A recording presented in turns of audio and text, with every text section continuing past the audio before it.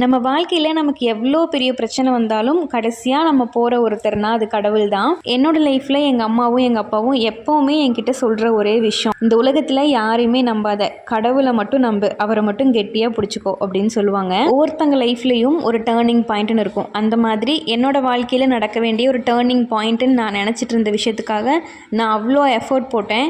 But கடைசி நேரத்தில் அது கிடைக்காம போயிடுச்சு. அப்போ எனக்கு தோணுன விஷயம் என்னென்னா, இனிமேல் எந்த சாமியும் கும்பிடக்கூடாது, எந்த கோயிலுக்கும் போகக்கூடாதுங்கிறது தான். அப்போ என் ஹஸ்பண்ட் என்கிட்ட என்ன சொன்னாங்கன்னா, சாதாரணமான விஷயங்கள்லாம் சீக்கிரமாக நடந்துரும், பட் அற்புதமான விஷயங்கள்லாம் நடக்கிறதுக்கு கொஞ்சம் லேட் ஆகும் அப்படின்னு சொன்னார். நானும் என் ஹஸ்பண்டும் ரெகுலராக செவ்வாய்க்கிழமையான முருகர் கோவிலுக்கு போவோம். இந்த வாரம் முருகர் பாதத்தில் எலுமிச்சம்பழம் வச்சுருந்தாங்க. இவ்வளோ நாளாக நான் அதை பார்த்ததே இல்லை. இன்றைக்கி தான் பார்த்து, இனிமேல் அடுத்த வாரத்துலேருந்து நம்மளும் எலுமிச்சம்பழம் கொண்டு வந்து கொடுக்கணும், முருகர் பாதத்தில் வச்சு வாங்கிட்டு போகலாம் அப்படின்னு யோசிச்சுட்டு இருந்தேன். சாமியெல்லாம் கும்பிட்டுட்டு நான் வெளியே வரேன். அந்த ஐயர் என்னை மட்டும் கூப்பிட்டு எலுமிச்சம்பழம் சாமி பாதத்திலிருந்து எடுத்து கொடுத்தாரு.